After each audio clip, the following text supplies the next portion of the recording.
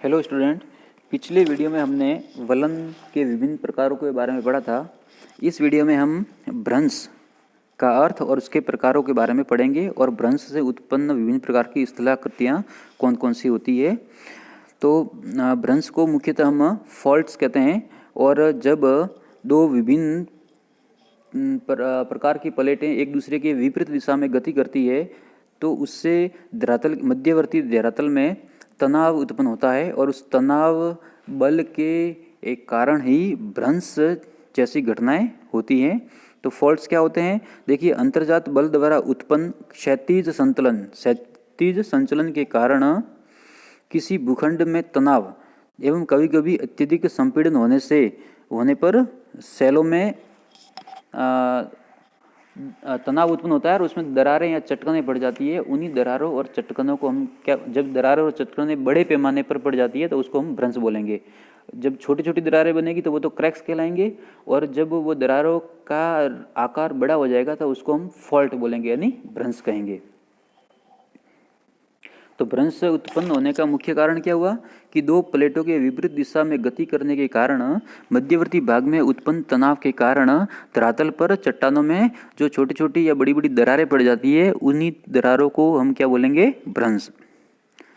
अब देखिए, यदि तनाव की शक्ति सामान्य होती है तो भूपटल पर केवल चटकनें पड़ती है, यानी क्रैक्स पड़ते हैं केवल, किंतु तनाव क्रिया प्रबल होने पर सेल शस्त्रों में विभंग उत्पन्न होते हैं, फ्रैक्चर आ जाते हैं। देखिए, सबसे पहले होगा क्रैक्स। यदि चट्टान कठोर है और तनाव बल की शक्ति कम है तो उससे क्रैक्स होंगे, चटकने पड़ेगी, और थोड़ा बल ज़्यादा होगा तो उससे फ्रैक्चर होगा, विभंग होगा चट्टानों में, और ज़्यादा तनाव बल कार्यरत होगा तो उससे चट्टानों में जो उत्पन्न दरारें बड़ी होगी तो उसको बोलेंगे भ्रंश या फॉल्ट।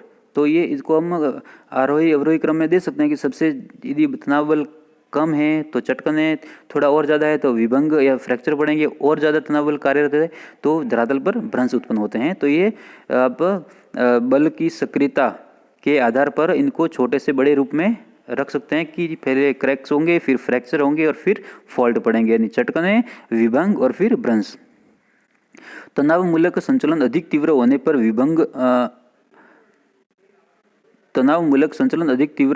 विभंग तल के सहारे बड़े पैमाने पर सेलों का जब स्थानांतरण यानी खिसकाव हो जाए तो उसे भ्रंश उत्पन्न होते हैं। सेलों का स्थानांतरण किसी भी दिशा में हो सकता है। वॉरेस्टर के अनुसार पृथ्वी के एक विभंग या विदर को भ्रंश कहते हैं, जिसके सहारे एक भाग दूसरे भाग की अपेक्षा सरक जाते हैं। इसी प्रकार होम्स महोदय कहते हैं कि एक भ्रंश विभंग सतह वह है जिसके सहारे सेल या चट्टानें सापेक्ष रूप से स्थानांतरित होती है। भ्रंश को परिभाषित करते हुए मॉन्क हाउस ने लिखा है कि जब विभंग या भ्रंश घटित होता है और सेलें एक दूसरे के सापेक्ष किसी भी किनारे की ओर स्थानांतरित होती है तो इसके परिणाम को ही भ्रंश कहते हैं। अब कुल मिला के यही है कि भ्रंश की उपरोक्त सभी परिभाषाओं से एक तथ्य स्पष्ट है कि सेल शस्त्रों में स्थानांतरण होता है जो 1 सेंटीमीटर से सैकड़ों मीटर तक मिलता है। किसी भ्रंश के सहारे आकस्मिक संचलन होता है जो एक समय में 5 मीटर से 10 मीटर या अधिक हो सकता है।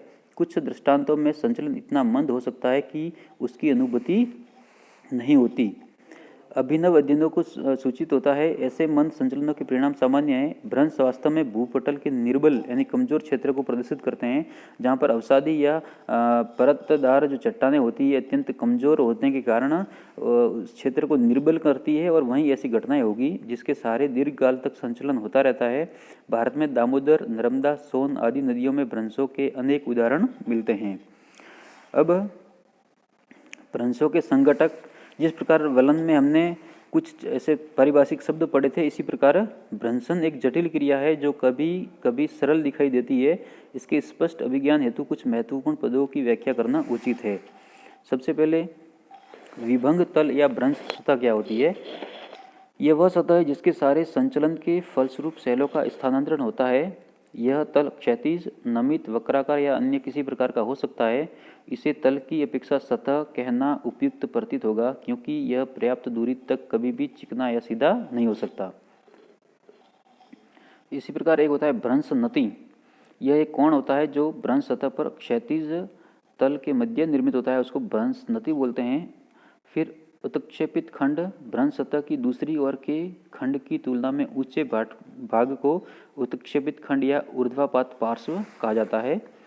इसी प्रकार अधक्षेपित खंड इसे अवपात पार्श्व भी कहते हैं, जो भ्रंश की सतह की तुलना में निचला खंड होता है।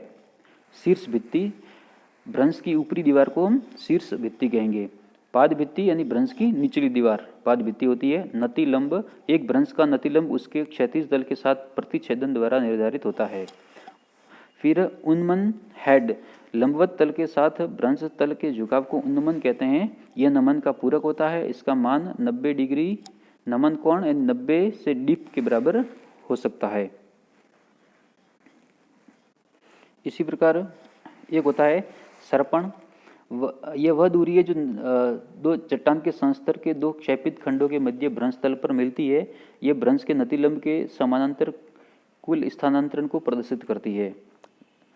नति सर्पण, नमन की दिशा में सर्पण की मात्रा को नति सर्पण कहा जाता है। नतिलंबी सर्पण, भ्रंश के नतिलंब के समानांतर क्षैतिज स्थानांतरण की मात्रा को नतिलंबी सर्पण कहते हैं। फिर क्षेपण, किसी शैल संस्तर के विभाजित किनारे के क्षैतिज स्थानांतरण को उत्क्षेपण कहते हैं, जिसका मापन भ्रंश नतिलंब के लंबवत या समकोण पर किया जा सकता है। फिर ये एक स्तर विन्यासी क्षेपण भी होता है। भ्रंश कगार, तो भ्रंश निर्माण के फलस्वरूप स्थलीय सतह पर निर्मित सीधे ढाल वाले किनारे को भ्रंश कगार कहते हैं।